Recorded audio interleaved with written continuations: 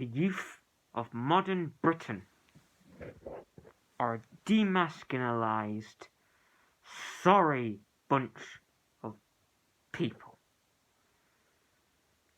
Because of feminism's endless crusade to demonize masculinity and present it as toxic, the modern youth of Britain are now a bunch of demasculinized, labour-loving brats who think that typical masculine traits which women find attractive are toxic, and instead are so focused on appealing politically correct that they are acting not like men but like soy boys and incels, not even talking to a woman. Or they're deciding to become women based on some out of touch theory. They once played with a girl's toy. Or they like to comb their hair, put hairpins in it, or any of the stuff which these leftists now claim that will make you a woman. Or the modern youth of Britain have become vicious brutes, only caring about the latest fashion, listening to angry drill music and using roadman slang, acting more like gangsters and city barbarians and Englishmen. This is all because of a breakdown in British society. The first breakdown is, of course, the breakdown of the family. Feminists told women they didn't have to focus on their family. Women have a natural instinct to look after children. I'm not saying that women should stay in the kitchen and look after the children. I'm not sexist. But they have a natural instinct, and a child should be raised by its mother. But instead, the mother listened to the feminist magazines written by angry lesbians and drove their children to daycare and left them there, as they truly believed that focusing on their career was better than looking after children. Well, how did these children turn out? Well, they all were competing for attention as they were shown none at home. So it'll be one daycare worker with an entire little army of brats all competing for her attention, throwing temper tantrums and screaming. So is it any wonder why the Labour and the transgender activists and all the other lefty activists scream like wild animals at protests? This is because that is how they were taught to get attention when they were children, as they were not shown any of it. And the reason why young British men have turned into brutes is simply because of how they were born. They grew up in a council estate with an alcoholic father and a disgraced mother. And all they had was YouTube. They were raised in it, and so they followed trend for trend, following each trend and latching onto it. And now finally they have the roadman trend, where they dress up in their Adidas tracksuits and speak that vile, vicious roadman language like Wagwan and What Up G, and dap each other up whenever they see them.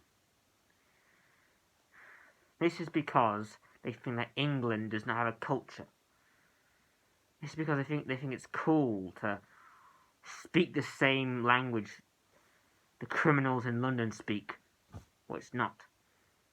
They have lost a sense of belonging, a sense of purpose.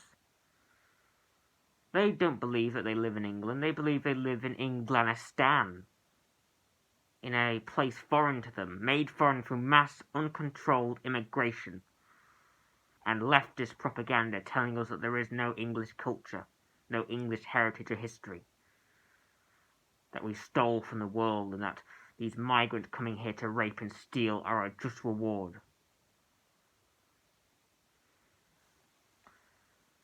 This can also be partly blamed on the destruction of the church and the family. The Anglican Church used to be the moral guardian for England. All educational facilities in England used to be heavily reliant on the church. All families used to go to church every Sunday. This was way back in the 50s and the 40s. And so every single child was given a Christian education, and they were given Christian values and Christian truths. And so when an entire country has the same values taught to them by the same truth, by the same people, they all act kindly. But then, through mass, uncontrolled immigration, it was all destroyed. When Tony Blair opened the gates for thousands of Muslims from Pakistan, Afghanistan, and other places to come in, we immediately changed our system. As it would just be racist to have Christian values taught to Muslims. No, Muslims need their own schools, their own mosques, their own places, and so we let places like Birmingham become entirely Muslim, with Muslim schools and Muslim universities and such. And now the church is so low in England that it generally looks like this will be a Muslim country in a few years. Christianity centers around the family. Islam centers around the man, around his desires for more wives or little girls if he wants to. Christianity centers around the family dedicating their lives to Jesus, for he died on the cross for our sins. Now, I'm an atheist. I don't believe in any religion, as I know how dangerous it can be. I know how one could be radicalized and think that their religion needs to be spread around the world and any who defy them must be killed. This is not only a Muslim idea, but also a Christian idea. There are indeed Christians and even Jews who believe that their religion should be spread violently. But I do agree that Christianity teaches good family values and good family traditions.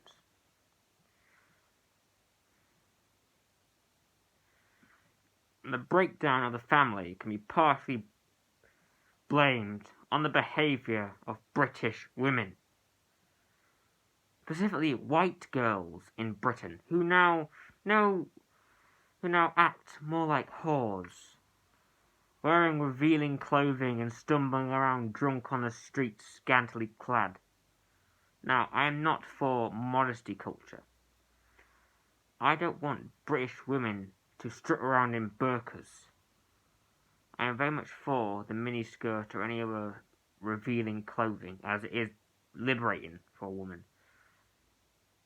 But for a British girl to be wearing yoga pants that show off her entire labia gives off a message that she's a slut. And indeed, many British women will have multiple boyfriends who they'll have sex with before they find a husband. That's why the divorce rate in England is so massive. Because no one wants a whore.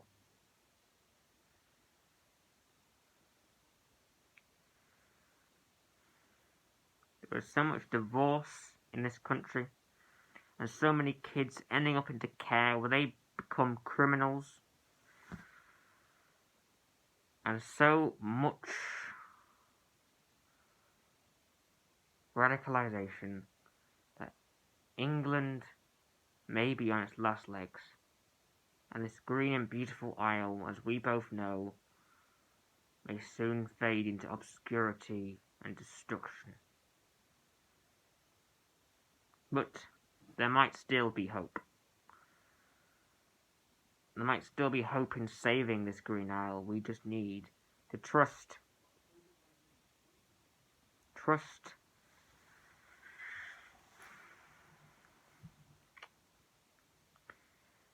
in Britain First, trust in Patriotic Alternative, trust in the English Defence League and other right-wing groups. Trust in Nigel Farage and Reform UK. Trust in these groups, as they hopefully will be able to stop mass migration and restore England to its former and righteous glory.